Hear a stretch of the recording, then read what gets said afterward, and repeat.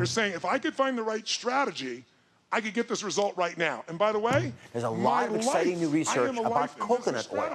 Today, I'm revealing the 3 most powerful benefits. First, it's about addressing the root cause of the problem, as well as using the type of supplements that we're talking about.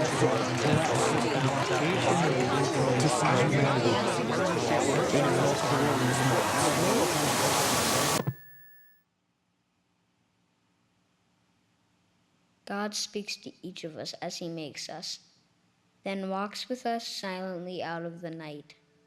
These are the words we dimly hear. You, sent out beyond your recall, go to the limits of your longing, embody me. Flare up like a flame and make big shadows I can move in. Let everything happen to you, beauty and terror. Just keep going. No feeling is final. Don't let yourself lose me. Nearby is the country they call life. You will know it by its seriousness. Give me your hand.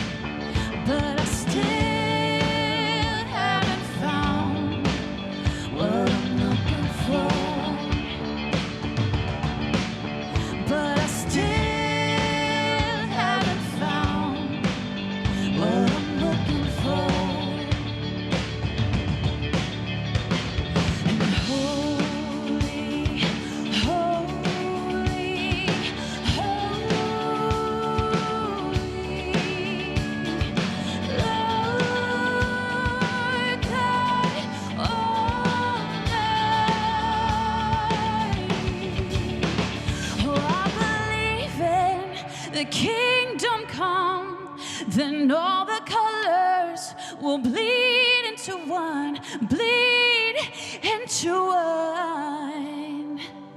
And yes, I'm still running. You broke the bonds and you loose the chains. Carry the cross for my shame, for my shame. You know I believe it, but I still haven't found what I'm looking for. But I still haven't found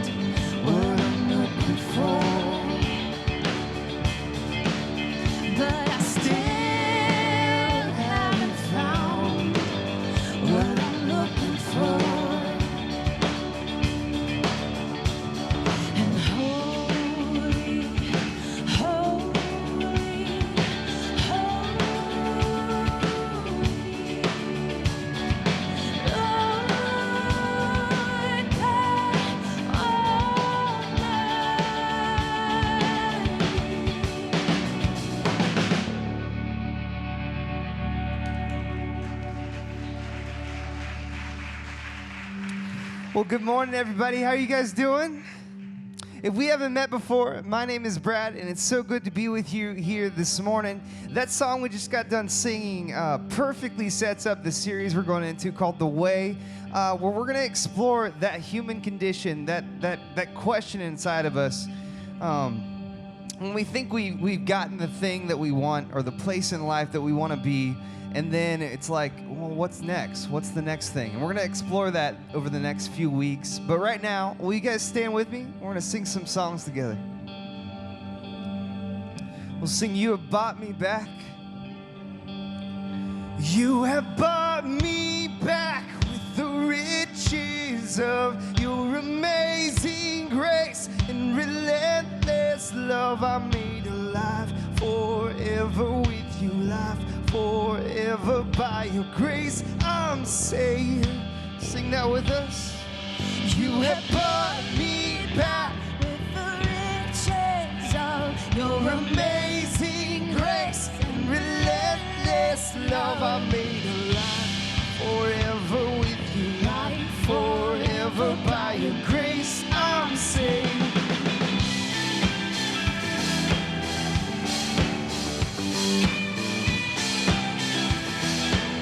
I once was dead in sin.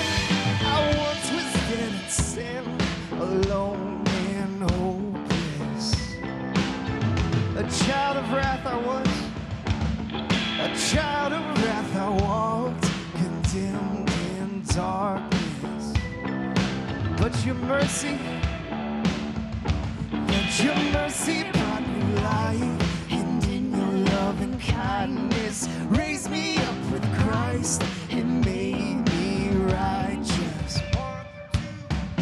You have brought me back with the riches of your amazing grace and relentless love. I'm made alive forever with you, life forever by your grace. I'm saved by your grace. I'm saved. Lord, you are the light that broke the darkness. You satisfy my soul. You satisfy my soul when I am heartless. If ever I forget my true identity, show me who I am and help me to believe. You have brought me back with the riches of your amazing grace and relentless love. I'm made alive forever with you, life forever by your grace. I'm saved by your grace. I'm saved. Oh!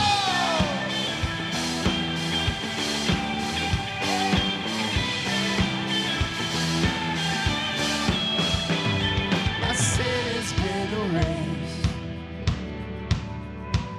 I'll never be the same. All sons and daughters sing, my sin has been erased. Because of you, I'll never be the same. No. You have brought me back with the riches of your amazing grace and relentless love. I'm made alive forever with you, life forever by your grace. I'm saved. You have brought me back with the riches of your amazing grace and relentless love. I'm made alive forever with you, life forever by your grace. I'm saved by your grace. I'm saved.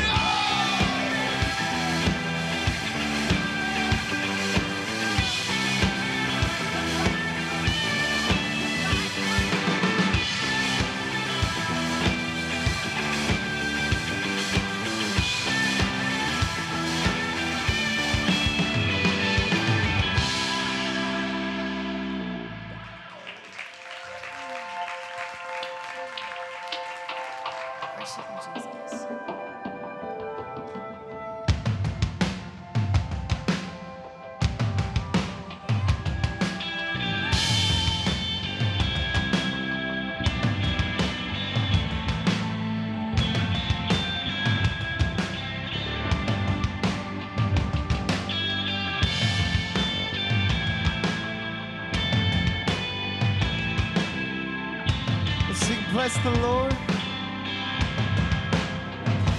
Bless the Lord, oh my soul, oh my soul.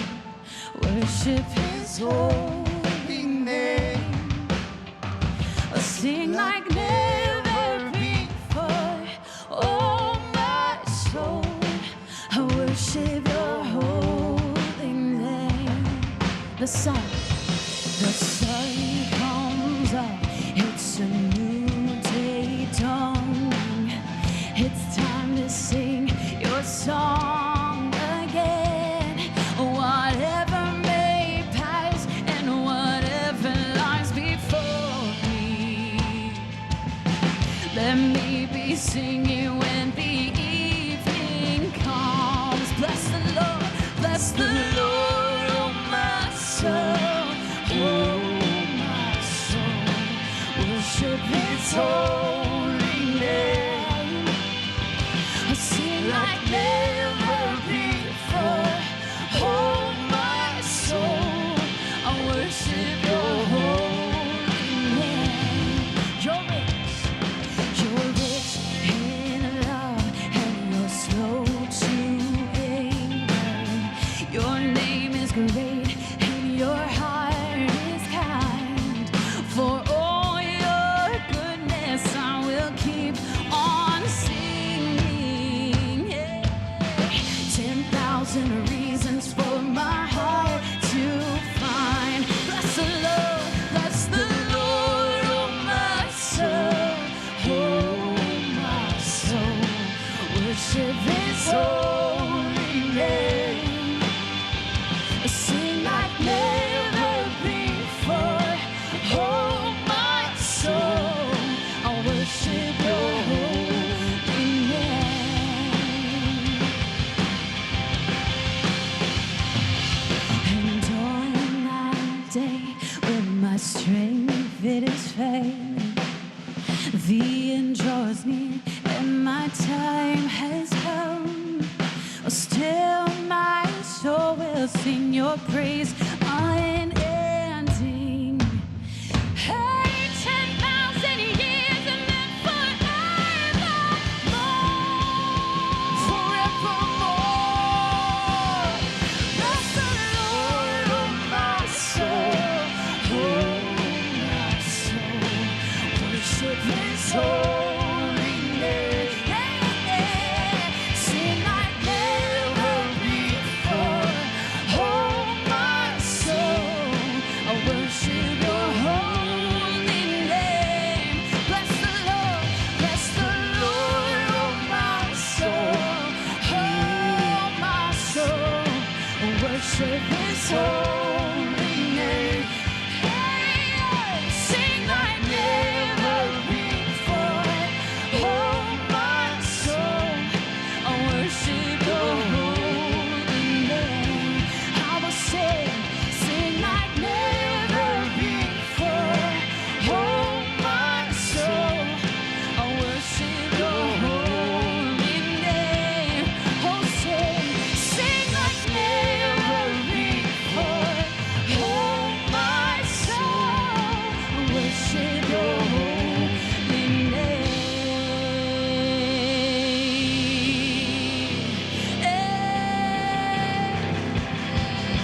Hallelujah, hallelujah. Death defeated, it is done. Yeah, sing that. Hallelujah, hallelujah, hallelujah. You have won. Hallelujah, hallelujah. Death defeated, it is done. Sing death defeated, death defeated, it is done. It is finished, it is done.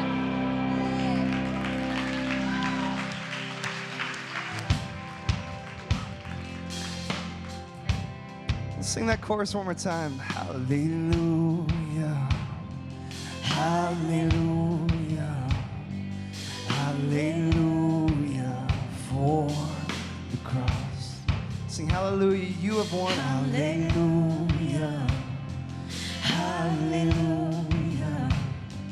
Hallelujah, you have won. God, I thank you for, I think a lot of times in life we make a lot of things complicated, and one thing I've learned is following you makes things a lot clearer. It makes things that seem so complicated not so complicated. Not all the time, but God, I thank you for speaking to us in a language that we can understand and in a way that we can connect with you. It's in your son Jesus' name I pray, amen. Well, hello, Crossroads Westside. Thank you so much for singing with us. As you're having a seat, why don't you turn to somebody you haven't met yet and give them a high five.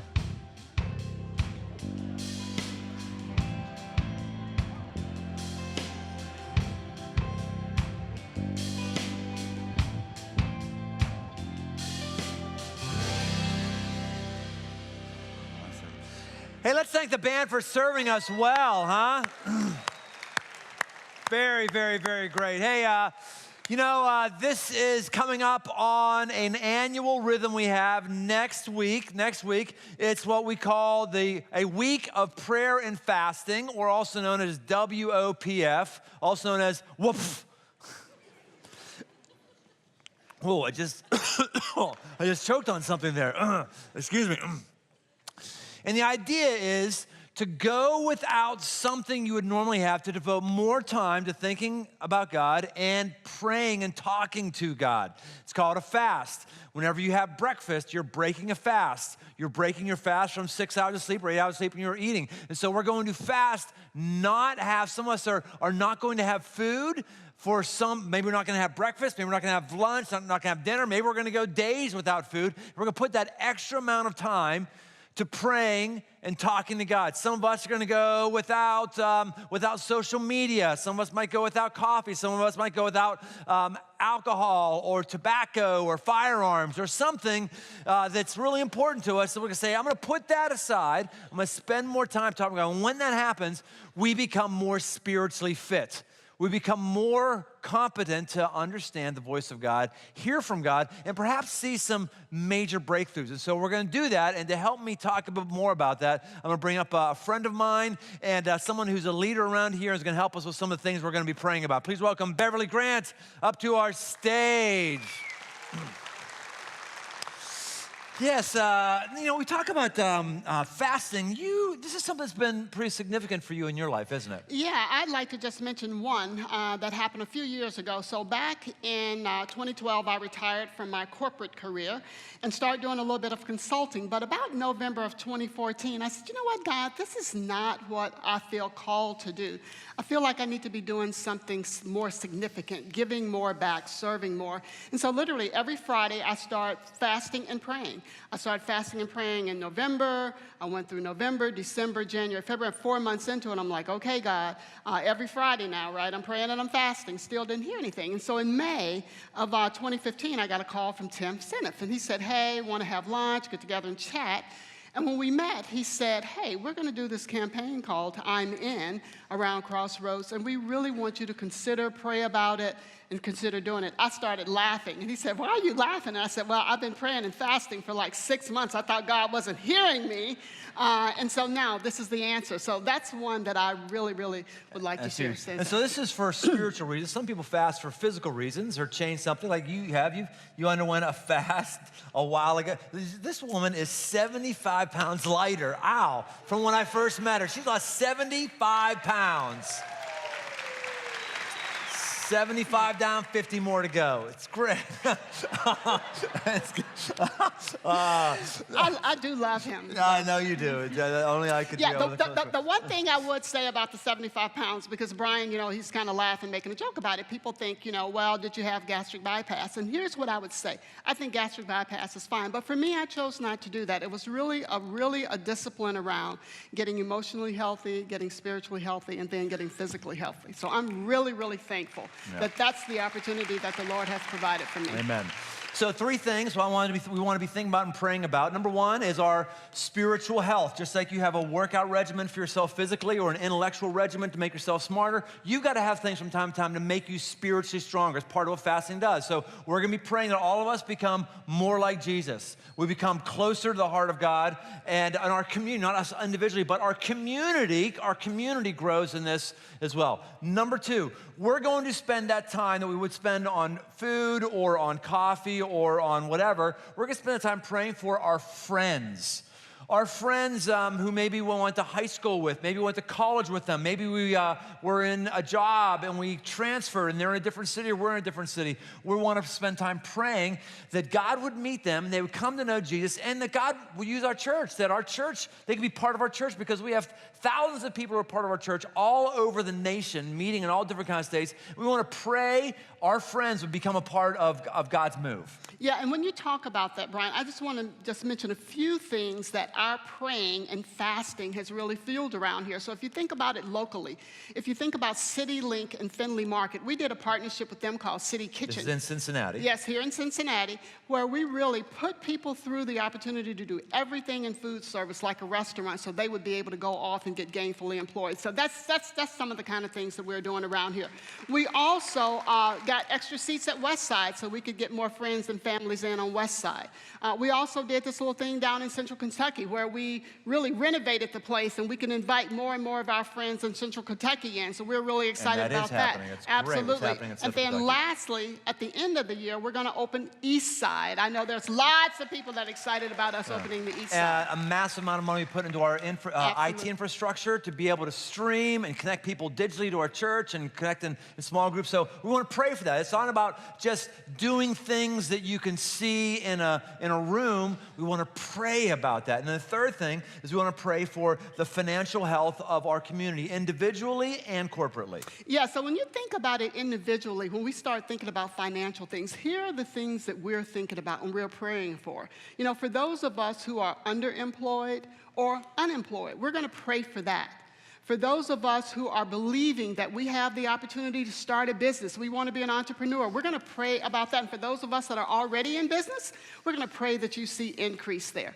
For those of us on investments, and we're thinking about, oh, we really want things to grow, we're going to pray for those things as well. And then for those of us that are pinched, that are stressed, that are really struggling financially, we're going to pray for that. And then for the community of Crossroads, we're going to pray about that too. Because one of the things, Brian, you always say that we operate on 2 weeks of cash. What is that about? Yes, people don't understand that means literally that. Like the amount of money we have is about 2 weeks of expenditures. So now when you say that, most people in this room are thinking, I have 2 weeks more, a little bit more than that in my checking account. But then I also have my 6-month emergency fund in my savings account, or a 12-month emergency fund. So Crossroads has 2 weeks of operating cash and no emergency fund. There's no stock accounts. There's no deposits. We are a faith-based organization. By the way, I wouldn't recommend your family operates this way.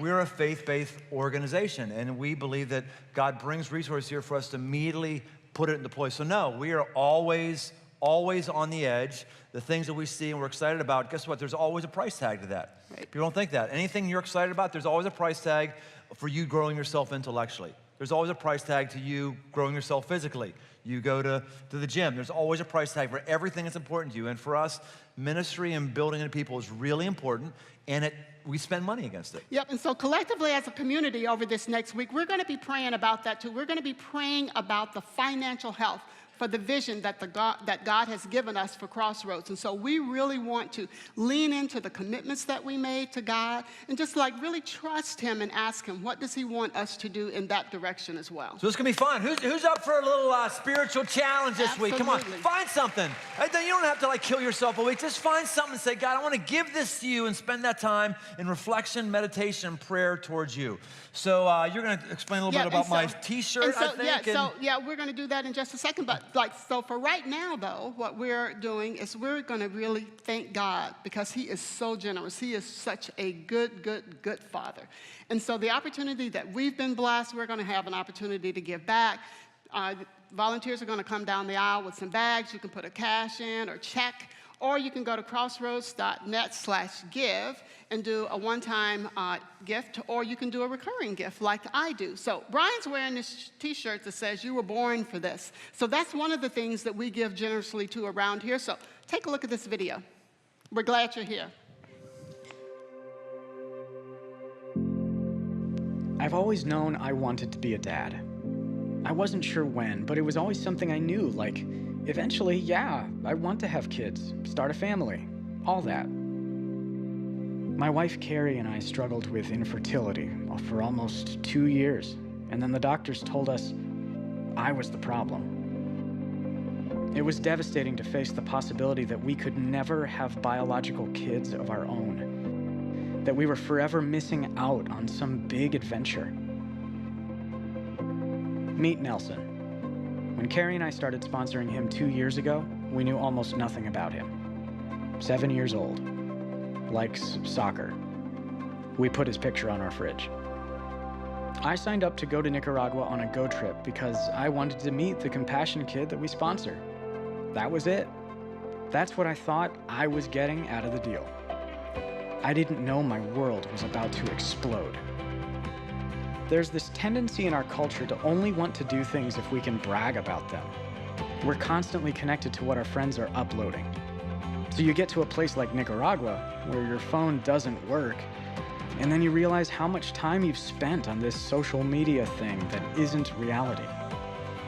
And suddenly you're face to face with people, real people, who share their food and their home. And then you meet their families. You see the houses their fathers built from scrap materials, moms who walk hours each day to find fresh water for drinking and bathing. You see their kids working, digging, going to school. On a Go trip, miles away from home, I realized God wanted to teach me something about adventure, but also about myself. He wanted to break my heart. My perception of fatherhood was flawed. I thought being a dad was this huge mountain that I would never be able to climb. But in Nicaragua, I learned that my definition of fatherhood was way too small. Being a good father is more than biology, more than a life stage you get to eventually. Fatherhood has been crafted inside of me. It's something I am. And that's why I go.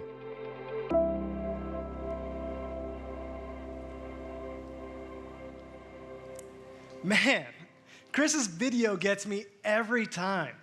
And you know that same thing that drew him in, that fact that he was born for adventure? Well, you guys can have all of that as well. You are born for adventure. And if you want more information about that and what that means in your life, we have the thing for you. August 20th, next weekend, after 11 o'clock service in Meeting Room A, we're going to have an info session where you can get more information about Go Trips and how God is calling you to adventure right now.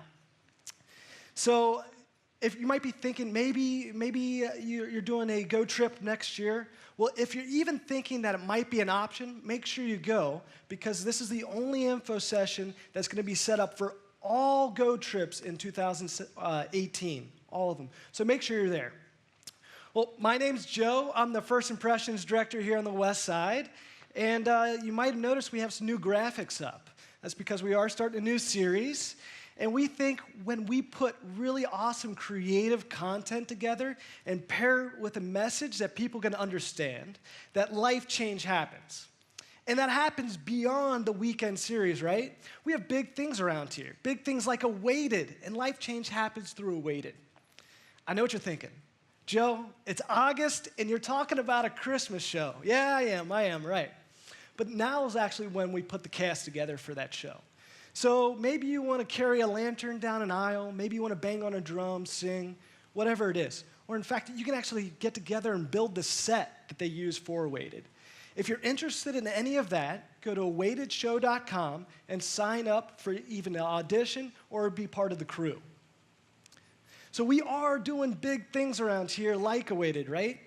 And one way we prepare ourselves for those big things is by prayer and fasting. And Brian talked about it a moment ago and gave you a little bit of info what prayer and fasting looks like as a church as a whole. But here at Westside, we have a couple things set up for you. So at 9:30 a.m., or I'm sorry, 9 o'clock to 9:30 a.m., Monday, Tuesday, and Thursday, we're opening up this building. We're going to have the atrium open for everyone to come together, pray together, and that rock star you heard on stage a second ago, Brad, well, he's going to be involved with some worship a couple of those days as well. I hope to see you all there. Well, like I said, we're in the beginning of a new series. Brian is back from sabbatical, and he's prepared something great for us. So I won't hold you up anymore. Let's go ahead and hear from Brian. We're surrounded by a million promises, infinite paths, all offering a better life. The right retirement plan protects our future. Exotic travel is where we find our purpose. Feng Shui brings us peace through proper furniture arrangement. Any one of these paths on their own is hard to follow. Add them all up, and we're left feeling like failures, lost, worn out. But what if there was one clear path, a true north that cut through all the chaos and pointed us to life, a light that gives us direction, energy, and hope? Does that even exist? And if it does, how can we know the way?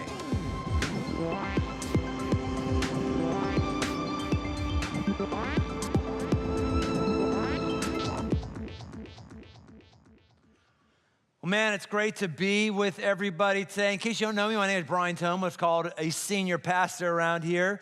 I've been away for a few weeks. I'm going to talk about that in a little bit, but I'm really kind of excited about today. I'm kind of excited about just this whole part of life, right? I mean, this is sort of back to school time. Even though many of us have really never gone to school for a while, at least I haven't gone to school for a while, I still think of this as back to school time, and I'll tell you why in just a moment. Before I do that, why don't we just pray before anything else happens? God, I pray that what happens today would honor you, that you would use today. There's a bunch of people, God, in a bunch of different buildings or a bunch of different living rooms, a bunch of different coffee shops all over the place. On a good weekend, it could be a bunch of other places, but we're here because we want to understand you, we want to talk to you, we want to feel you, we want to learn about you. We pray that happens today, and you'd help me be helpful, and may all that I say be honoring to you. And I pray these things according to the character and identity of Jesus. Amen. So yes, it's been a while since I've been to school, but in the first, whatever 20-some years of your life is every time at the end of August, beginning of September, there's school time. You just kind of get into a rhythm of, okay, it's new. It's like September. It's time for new stuff. And I find this isn't just a school thing or an education thing. It also can be a business thing. A lot of companies have their fiscal budget set December to end of August. It's also a philosophical thing, I think, for some of us. Like, okay, the slowness of the summer is over. It's time to start kind of going and chop, chop, chop. It's just a really great time to stop and say, all right, what is my next level? Where am I right now, and where am I going? What's actually my way? What's my next level? A lot of us know what our next level is. We know what our next step is. But what's our step 3 levels from now? What's our step 4 levels from now? What's on the horizon like 40 years from now? What's on the horizon 60 years from now? What's on the horizon 100 years from now, assuming you're dead? Sorry to be negative. I assume you're going to be dead in like 100 years. Some of you, I said 10. It's going to be 10 for you. Sorry. But what is the thing that we're going to ultimately have? See, our problem isn't that we want the next thing. The problem is our vision's too small. The problem is we don't think big enough. We don't think on an eternity scale. Jesus and his disciples thought on an eternity scale. His disciples would ask him questions sometimes that would take them outside of their immediate circumstances. One of the more interesting interactions comes from the book of John, chapter 14, verse 1 and following. It says this. Jesus says, "Let not your hearts be troubled. Believe in God, believe also in me. In my Father's house are many rooms. If it were not so, would I have told you that I go to prepare a place for you? And if I go and prepare a place for you, I will come again and will take you to myself, that where I am, you may be also. And you know the way to where I'm going." Thomas said, also known as Doubting Thomas, also known as the one who invented English muffins. Thomas said to him, Lord, we do not know. Come on, that's funny. Thomas said to him, Lord, you do not know where you are. We do not know where you are going. How can we know the way? And Jesus said to him, I am the way and the truth and the life. No one comes to the Father except through me. If you had known me, you would have known my Father also. From now on, you do know him and you have seen him. Jesus says the most transcendent, next level thing you can get is the understanding of who God is. And you're looking at me right now, Jesus. So guess what? I am God. You're looking at God right now. And for you to know, you need to know this. I am the way. I'm the way. I'm the way for you to go where you ultimately need to go. Very few of us think beyond this year or this decade or maybe past whenever our retirement is. Some of us do. And you can tell who does based on the tombstones that are out there in our country. Yeah, some people put some really strategic thought into their tombstone. Here's some of my favorite. Here lies good old Fred. A rock fell on his head. Now, Fred actually didn't think of that one, but his friends did, so someone was thinking about it. How about this one? I told you I was sick. Seriously, pre-thought, that's what, I told you I was sick. Here's this one. This is called, I told you I liked organic milk, I think is what this one's called here. Yes, odd. I don't understand people. I don't. Here's one. It's a bit more serious. Muhammad Ali's tombstone. He says, service to others is the rent you pay for your room in heaven. Now, Jesus says, I go to prepare a place for you. I go to prepare a room for you. Muhammad Ali is borrowing or quoting this idea that Jesus has. You know, the idea of heaven is something that's only found in the Bible. The idea that you live one life and God can forgive you and you can enjoy him forever in a great, great place. We've made it part of American pop spirituality. Other spiritualities have borrowed it, but really, this idea is only found in Jesus, that there's rooms, and you're going to dwell in them, and you're going to get there because I'm going to give you forgiveness, and it's all good, and you're not going to have to pay things off on your own. This is a Jesus thing. And when we see an epitaph from Muhammad Ali, which, by the way, this is one of the reasons why Muhammad Ali is so loved in our country as a good guy. He's so loved because of this attitude. Like, man, I want to build into folks. I really want to do that. And the reason we applaud this is in part because we should, and also in part because this shows us our way. Our way is I am in control. So in other words, the more I do right here, the more I'll get over there. Why? Because it's all about me. It's all about my efforts, my work, my service, my thoughts, my altruism. It's about me. And Jesus says, no, it's about me. I am the way. I am the truth. It's what I can do for you and how you can benefit from that. Now, I don't know if you ever thought about your way before. Obviously, I'm stacking the deck. I'm talking about the way of Jesus. But I don't want to assume that we all want that way. In fact, I know that we don't all want that way based on how we live our lives. I want us to understand that what is your way? What is your way? In other words, what is your filter through which you figure out what you're going to do and not do? What is the magnetic pull that brings you to your true north? What is the thing that tells you to say yes to some things and no to other things? What is the way? What is the way that's dictating your moods, that's dictating your future plans? Our way is our filter. It's the spark plug which ignites us and gets us going in the morning. Now, Thomas says to Jesus, we don't know where you're going. How can we know the way? And Jesus just says very clearly, it's not about you knowing this ethereal thing. Jesus says, it's about you knowing me. I am the way. I'm the way. It's interesting how all of us are choosing something. All of us have a way. You might not know what your way is, but I promise you, you have a way. You have a filter through which you're figuring out right and wrong. You have a spark. You have something that is firing you to action in some arena of life. All of us do. Why is that? Why is that? Why is it that we're looking for the next level or the next. I can promise you, the animal kingdom is not thinking about the next level. The animal kingdom is not putting any idea into thinking about what is the way. I wonder what the way is. No one is doing. No dog I've ever had, no cat I've ever had is concerned about anything other than procreating, sleeping, eating, and pooping. It's all they care about. There's no beaver out there wondering about the philosophical meaning of life. There's no deer out there that's wondering if anyone's ever going to remember them when they're dead and hit by a truck. No, they're never thinking that way. They're thinking about the immediate. Yet you and that's not good enough. I need to know what's going on next week. I want to know. I want to know what the point of my career is. I want to know. And I want to tell you, it's because God has created you and he's put something beautiful in you. You've got eternity hardwired into you. And so your way, even if your way isn't Jesus, the fact that you have a way, you have some goal, you have some pull, is because you and I have the capacity for this. And the ultimate way is the way of Jesus. The ultimate way to find meaning is to find it in the one who's been the most powerful entity and been the most powerful force the world has ever known.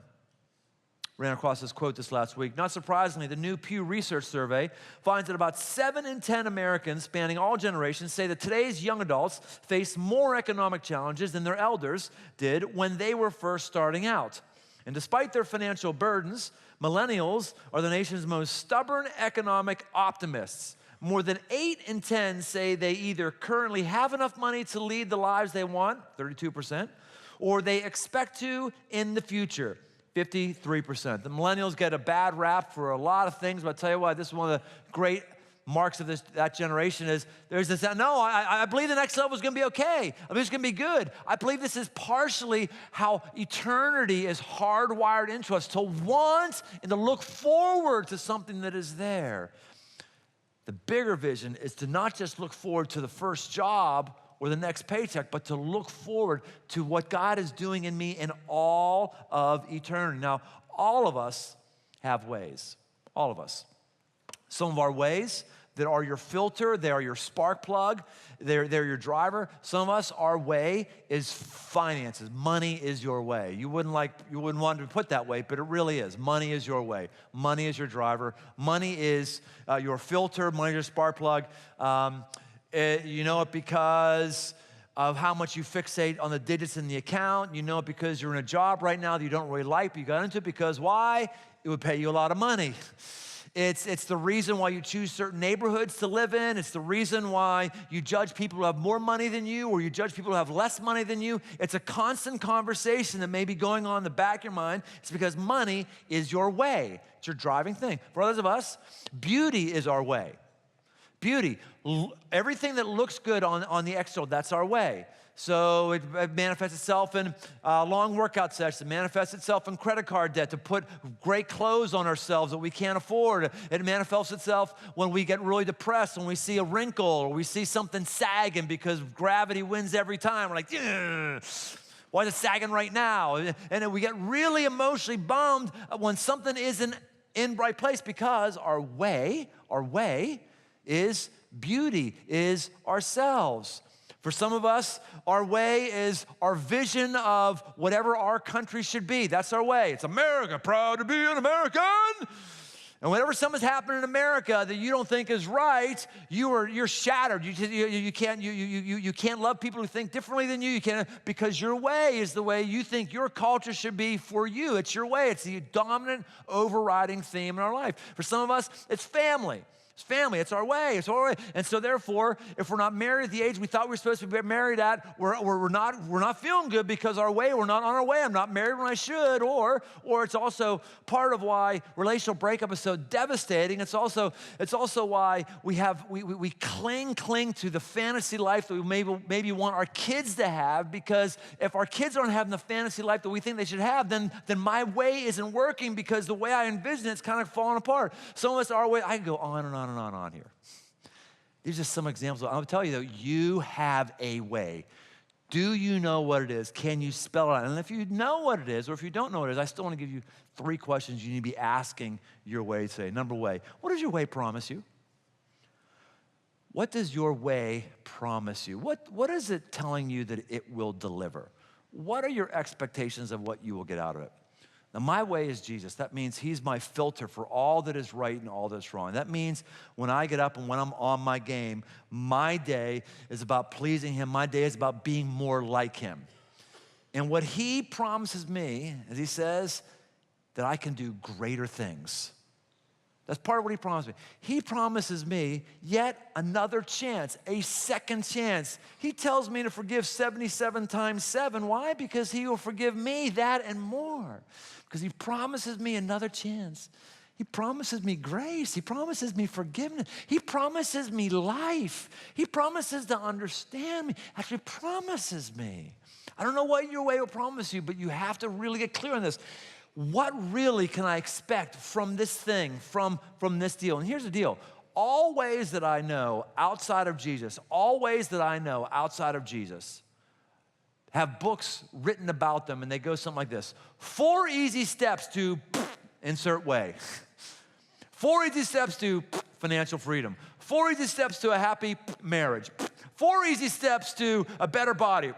4 easy steps to, it's all 4. It's never like 4 crappy steps that are gonna wear you the slap out. No, it's never that. How about this? 4 steps that are gonna hurt like hell. Yeah, no one's ever gonna find that book. So Jesus does.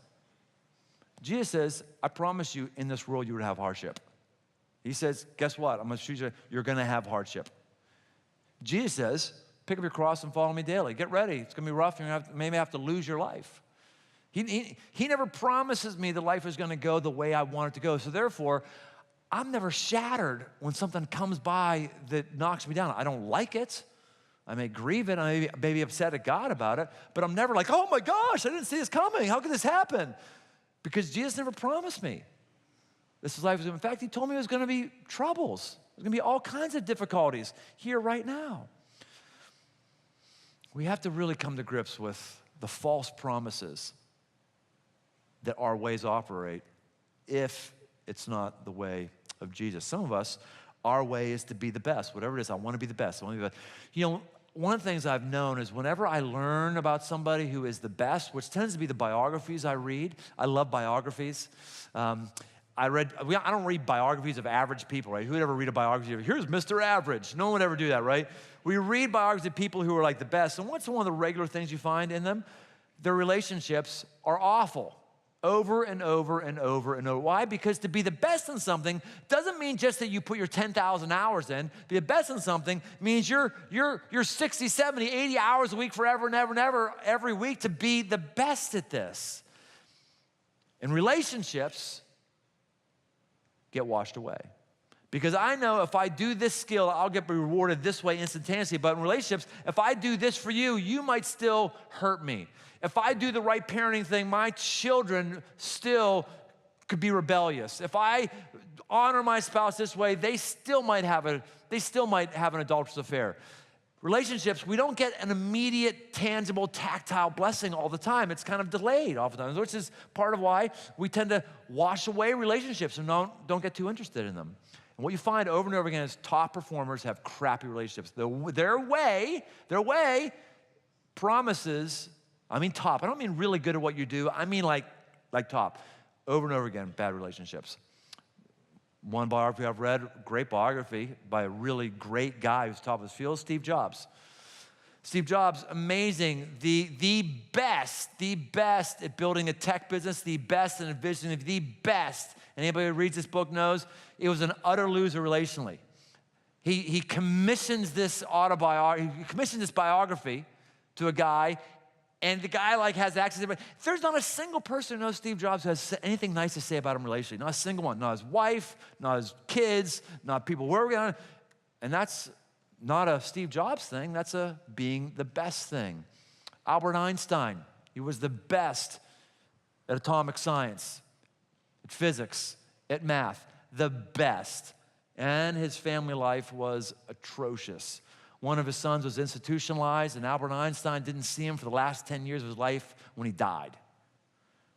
His other son, Edward Einstein, said, the only project my dad ever gave up on was me. Maybe Albert Einstein should have never tried to have a family. Maybe his way should have just been science and let's not do the family thing. Maybe his way should have been to have a more balanced life and not be as great as whatever and not bring hurt and pain to others. I don't know. All I'm saying is this. Whatever your way is, it's going to affect your life. What is it? What's it promising?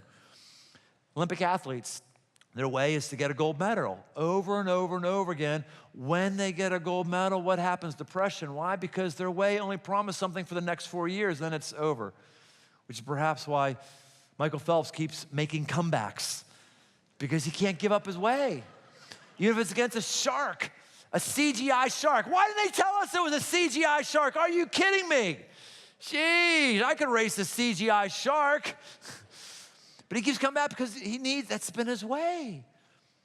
Top performers, when they lose it, man, they're over. Because if that's your way, you have a short shelf life. Sugar Ray Leonard said this: nothing could satisfy me outside the ring. There's nothing in life that can compare to becoming a world champion, having your hand raised in that moment of glory with thousands, millions of people cheering you on.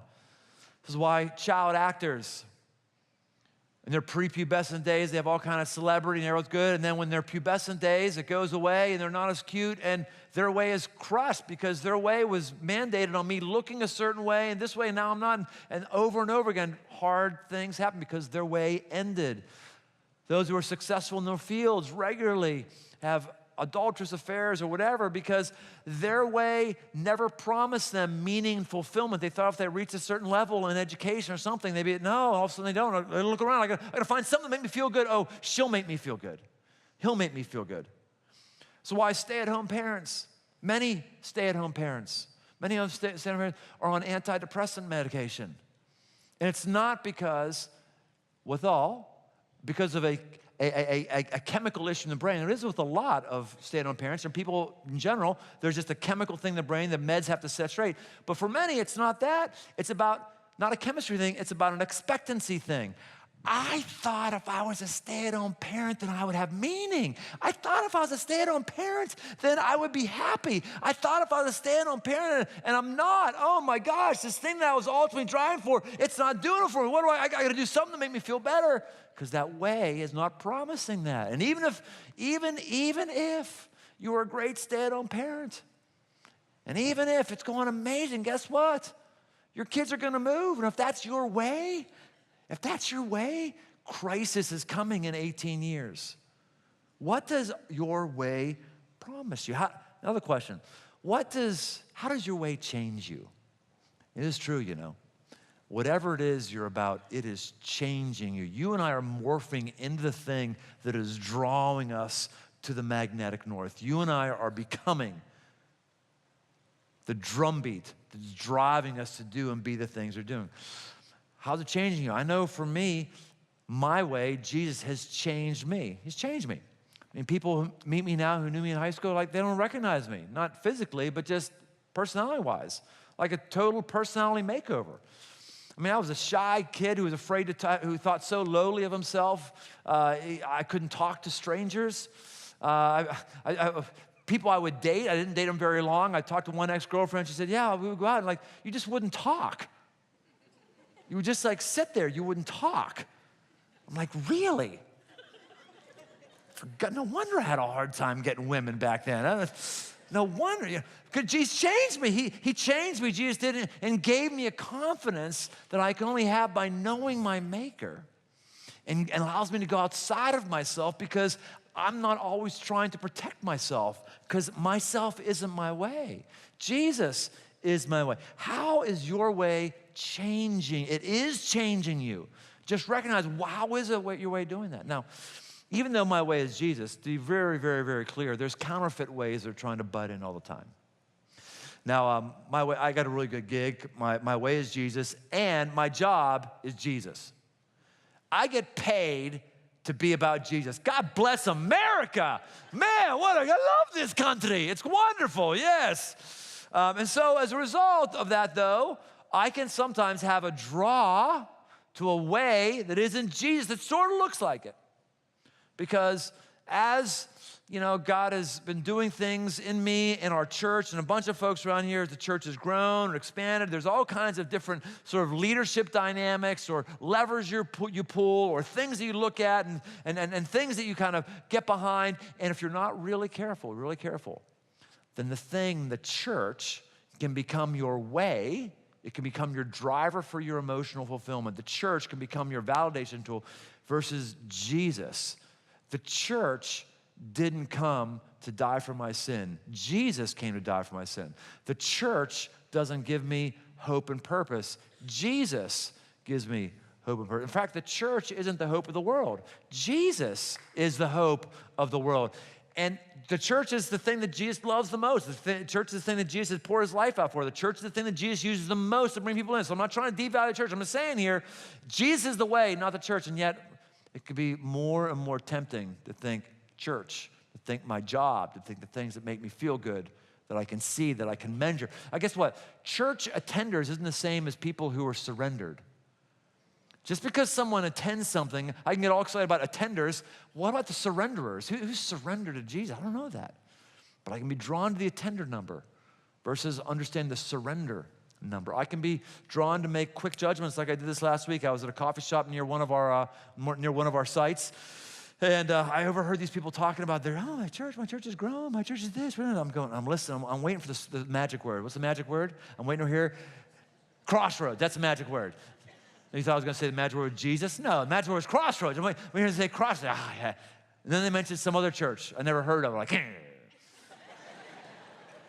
I want to go over and say, excuse me. Really, if you really want to be excited about church, let me tell you a church you should be excited about. Because seriously, God's not as active in your church as he is in the church that I'm in right now. You certainly really don't understand how good God is unless you're around the people that I'm around. I'm thinking about this in my mind. Of course, I'm thinking about it, you're such a sinner, Brian Tome. I'm thinking about that. And even just I'm trying to hope that first time I'm going, I think I say crosses, I'm hearing, I'm going, what is my problem?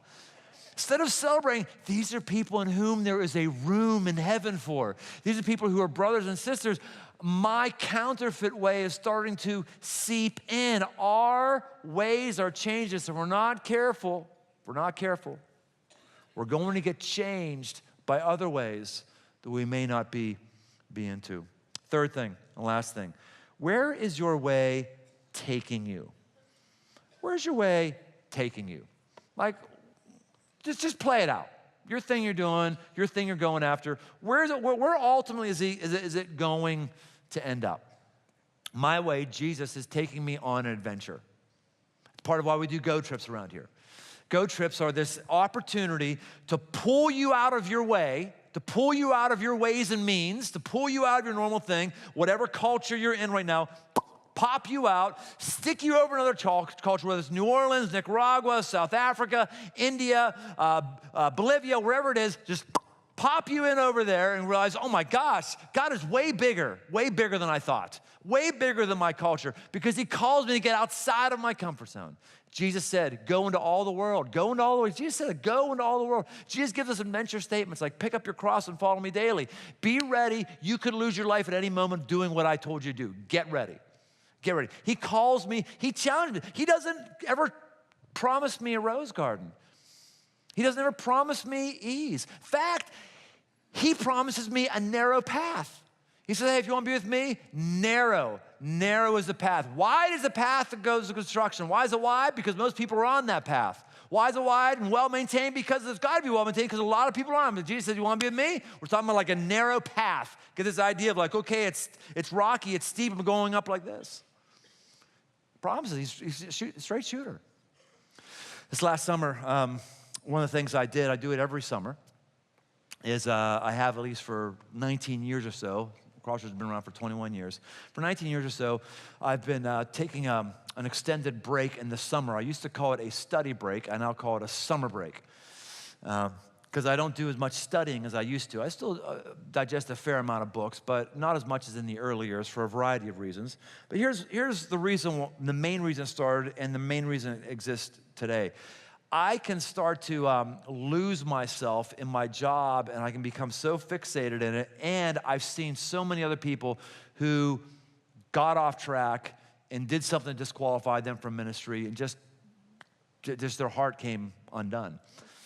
And so our board of spiritual directors very generously said, hey, let's get you away, and so you can spend time with your family, you can recuperate, all this kind of stuff. And so I've been doing this now for 19 years, and it's been really, really good. And it's kind of crazy because you have a hard time naming 5 people like across the nation that have been in their same post for 21 years doing my same job.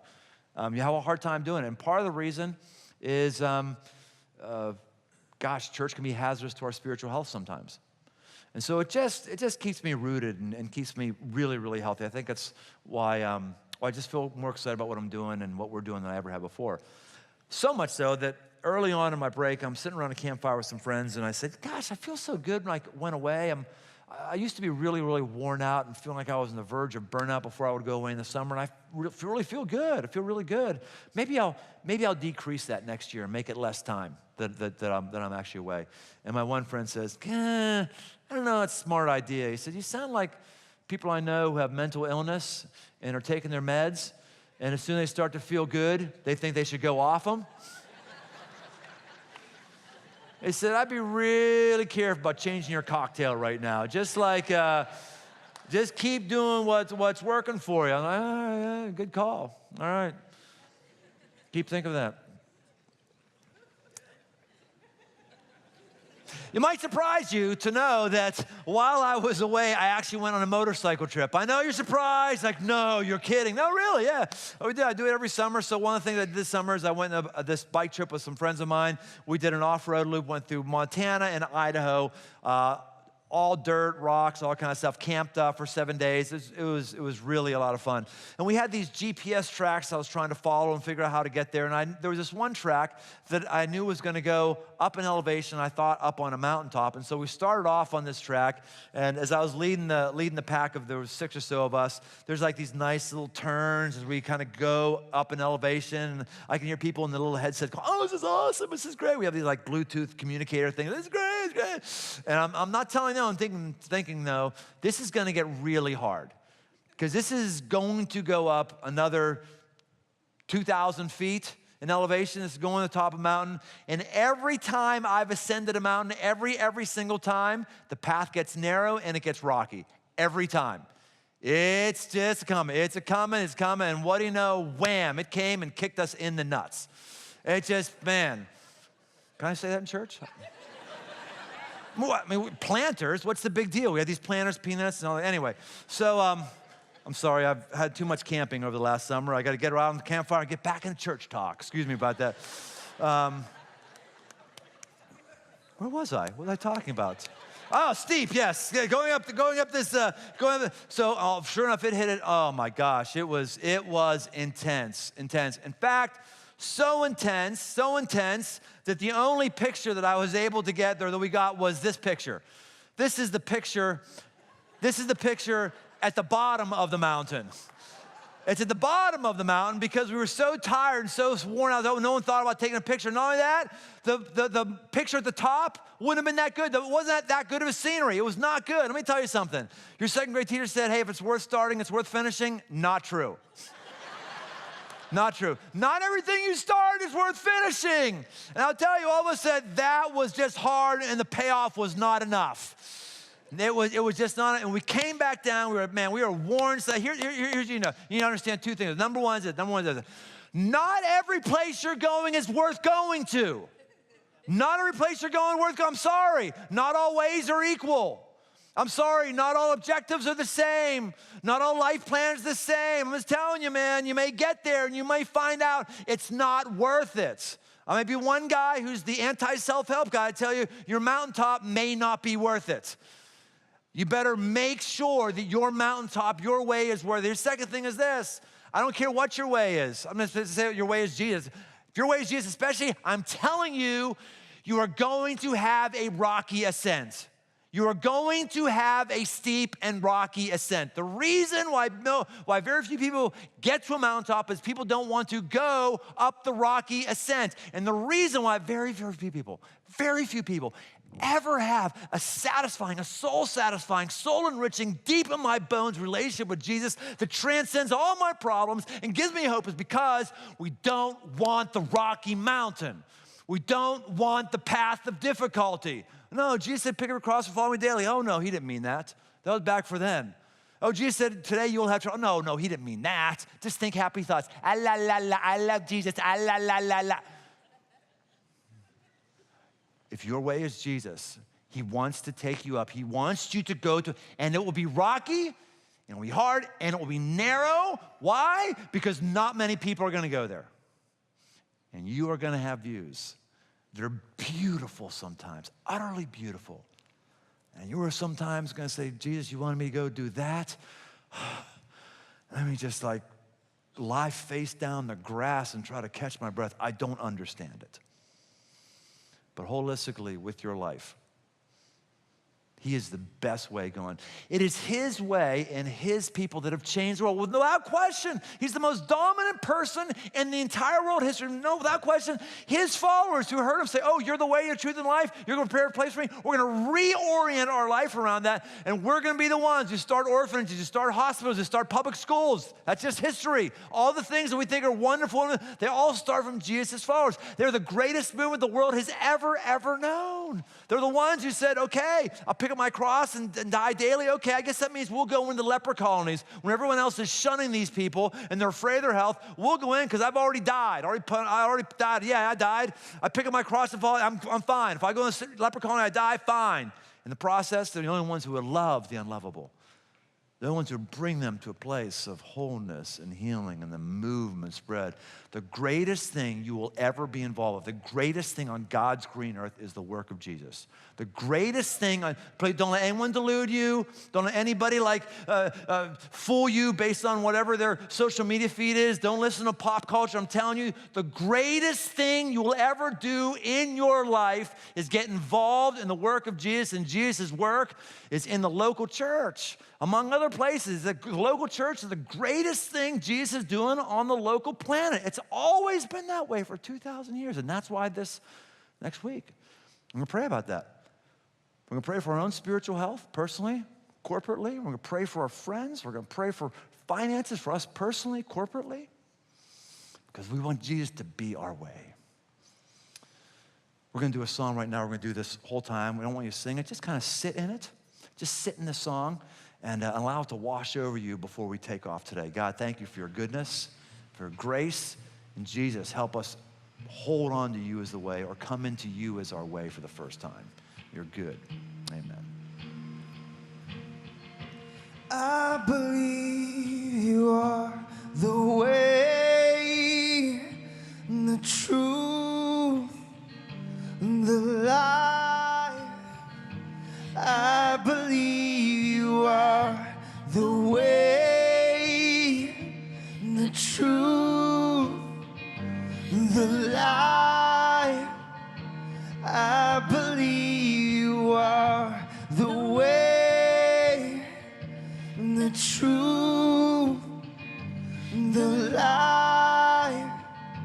I believe you are the way, the truth, the life. I believe through every battle, through every heartbreak, through every circumstance. I believe you are my fortress, you are my portion, you are my hiding place. I believe you are the way, the truth, and the life. I believe you are the way, the truth, and the life.